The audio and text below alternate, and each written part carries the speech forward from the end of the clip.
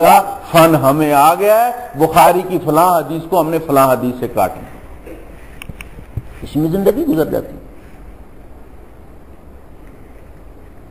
اب میں نے یہ طے کیا ہے، میں نے مالٹا میں اپنی اسارت کے دوران، اپنی قید کے دوران میں نے جتنا غور کیا ہے مسلمانوں کی اس ذلت اور پستی کا، مجھے اس کے سوا کوئی سبب نظر نہیں آیا کہ ہم نے قرآن حکیم کو اہمیت نہیں دی، اور میں یہ طے کر کے آیا ہوں کہ اب ہم اس قرآن حکیم کو عام کریں گے، محلے محلے میں اس کے دروس ہوں گے اور لوگوں کے اندر ہم ایک اویئرنیس پیدا کریں گے۔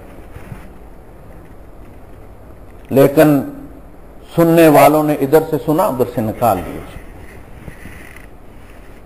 یہ ان کو سوٹ نہیں کرتا۔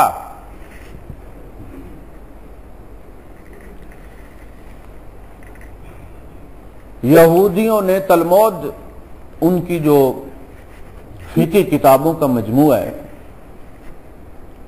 جس طرح ہم کہتے ہیں نا صحائح ستہ احادیث کی کتابوں کے مجموعے کو، اسی طرح وہ تلمود کہتے ہیں، that is group of books. انہوں نے اس پہ اتنی محنت کی، اتنا وقت دیا، چھوٹی سے چھوٹی ڈیٹیل آپ کو اس میں مل جائے گی۔ کتاب اللہ کو انہوں نے چھوڑ دی۔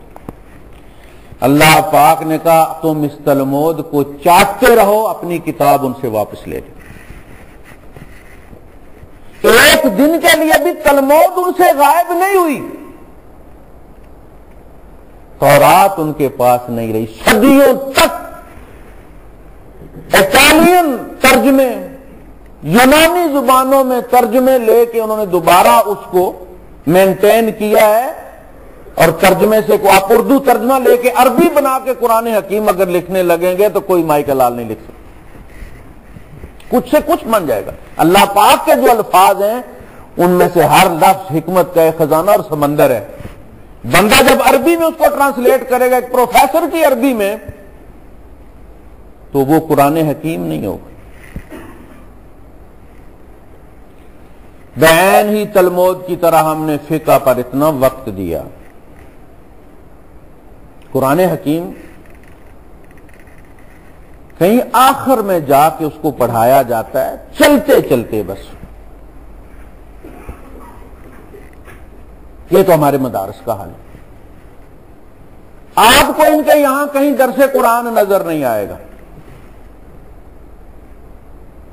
ہوتا ہے نا ایک مولوی نکلا ہے، وہ درس قرآن لے کر نکلے تو درس قرآن دے نا، وہ تو مجادلے اور مناظرے پڑھ کے آیا اور وہی ممبر پر کرتا ہے۔ وہ یہاں تو پابندیاں پاکستان میں تو کوئی نہیں ہے، وہاں تو ہر روز دیا جا سکتا ہے، کیوں نہیں دیتے؟ شغف نہیں ہے، قدر نہیں ہے۔ جو عالم فاضل بن کے آیا، فارغ ہو کے ایک موضوع سے دیں اور کہیں جی یہ آیات ہیں قرآن حکیم کی، ذرا ان پہ دیں، آپ 10 منٹ نہیں بول سکتے، تربیت نہیں دی۔ جب مردوں کا یہ حال ہے تو عورتوں کا کیا ہو؟ تو ایک ہے چیز کہ آپ ٹارگٹ ٹھیک کریں۔ شیطان نے جس کو ہدف بنایا ہے، ذریعہ بنایا ہے برائی پھیلانے کا، آپ اسی کو لے کر ہدایت پھیلائیں۔ اور دوسرا آلہ جو ہے، کافر کیا کہتے تھے؟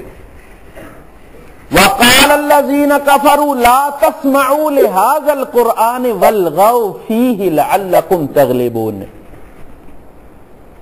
کافر کہتے ہیں کہ اس قرآن کو مت سنو، اور جب یہ پڑھا جائے تو تم شور ڈالا کرو، وَالْغَوْا فِيهِ، شور و غوغا کیا کرو، لعلکم تغلبون، تاکہ تم غالب آ جاؤ۔ جب تک یہ قرآن سنا جائے گا تم غالب نہیں آ سکتے۔ یہ اللہ کی کلام ہے، یہ انسان کی روح کو مخاطب کرتی ہے، انسانی روح کا پن کوڈ اس کے اندر موجود ہے۔ لہذا قرآن مت سنو اگر غالب آنا چاہتے ہو۔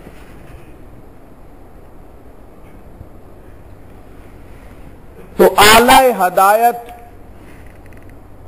ہمیں قرآن حکیم کو، اعلی تبلیغ قرآن حکیم کو جو آن حضور صلی اللہ علیہ وسلم اور صحابہ کرام کا تھا، جس کے ذریعے قوموں کو درست کیا گیا۔ عورت اور قرآن، عورت کو آپ نے اویئرنیس دینی ہے اور قرآن حکیم کے ذریعے دینی ہے۔ کام مردوں کے کرنے کا تھا، بڑے بڑے ان مفتیوں کے کرنے کا تھا، شیوخ الاحادیث کا تھا، لیکن اللہ پاک کی حکمت کے اپنے فیصلے ہیں۔ امام مالک رحمت اللہ علیہ ایک دن بہت سخت بارش ہوئی، مکے میں جب بارش ہوتی ہے تو ہمیشہ اسی طرح ہوتی ہے، سیلاب آ جاتا ہے، اب بھی گاڑیاں بہ کر پانی میں ٹنلز میں چلی جاتی ہیں، اتنا شدید پیالے کا پیالہ ہے نا، پانی جب پہاڑوں سے آتا ہے تو سیلاب آ جاتا ہوں۔ شدید بارش تھی، امام مالک رحمت اللہ علیہ مکے میں موجود تھے، اٹھے، کہنے لگے مالک اس وقت صورتحال ایسی ہے کہ کوئی بندہ حرم میں نہیں ہوگا، چل ہاں آج چل کے تو اکیلا طواف کر،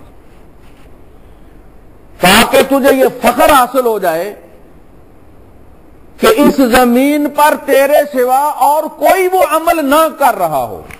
نفل کتنے ڈھیر سارے نفل پڑھ رہے ہوں گے، قرآن پڑھ رہے ہوں گے، ذکر کر رہے ہوں گے، لیکن طواف تو اکیلا کر رہا ہو۔ حرم میں پہنچے تو دیکھا کہ ایک اژدہا قد آدم جتنا اٹھا ہوا دیوانوں کی طرح طواف کر رہا تھا۔ مالک ہم اس کے محتاج نہیں ہے کہ کوئی انسان طواف کرے گا تو طواف ہوگا، اللہ معلوم کوئی جن تھا شکل تبدیل کر کے لگا ہوا طواف کر رہا تھا، اس نے بھی موقع دیکھا، پہلے تو انسان وہ ہم چھپ کے کرتے تھے، آج موقع ہے۔ اللہ پاک نے ایک عورت سے وہ کام لے لیا۔ دیکھیے جو جس طرح کا فتنہ اس دین میں اٹھا ہے، یہ دین قیامت تک رہنا ہے، اس کے رہنے کے اسباب اللہ پاک نے کرنے، میں استعمال ہو جاؤں میری خوش قسمتی ہے، احسان کوئی نہیں ہے دین پر، آپ استعمال ہو جائیں آپ کی خوش قسمتی ہے، رب چاہے تو ابابیلوں سے کام لے سکتا۔ جب فتنوں کا دور آیا، جعلی حدیثوں کا دور آیا، اللہ پاک نے ایسے ایسے مضبوط حافظوں والے محدثین پیدا کر دیے جنہوں نے چھانٹ چھانٹ کے حق اور باطل کو الگ کر دیا۔ جب فلسفوں نے یہ الغار کی، رب نے غزالی کے ہاتھ میں جھنڈا دے دیا۔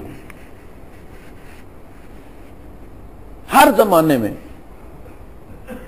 جب جس چیز کی ضرورت تھی، اس کتاب کو بھی قائم رہنا ہے قیامت تک، یہ انسانیت پر حجت ہے، یہ انسانیت سے اللہ پاک کا آخری خطاب ہے اور یہ آخر تک رہے گا۔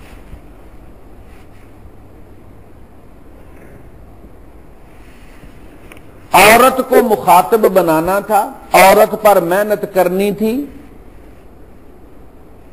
اور قرآن کے ذریعے کرنی تھی۔ اللہ پاک تک جانے کا سب سے زیادہ قریب تر، شارٹیسٹ اور سیدھا رستہ قرآن حکیم، یہ حبل اللہ المتین ہے، وَاعْتَصِمُوا بِحَبْلِ اللَّهِ، چمٹ جاؤ اللہ کی رسی سے۔ حضور نے فرمایا یہ حبل اللہ المتین ہے، طرفہ بید اللہ وطرفہ ایدیکم، اس کا ایک سرا اللہ پاک کے ہاتھ میں، دوسرا تمہارے ہاتھ میں، عضوا علیہا بالنواجذ، دونوں سے پکڑ لو اس کو، سب سے قریب تر۔ اور ہمیں سب سے قریب تر اور چھوٹے رستے کی ضرورت ہے، ہم لمبے پینڈے والے نہیں ہیں۔ دیکھیے شطرنج کھیلی جاتی ہے، ہر کھلاڑی کو مقررہ وقت ملتا ہے،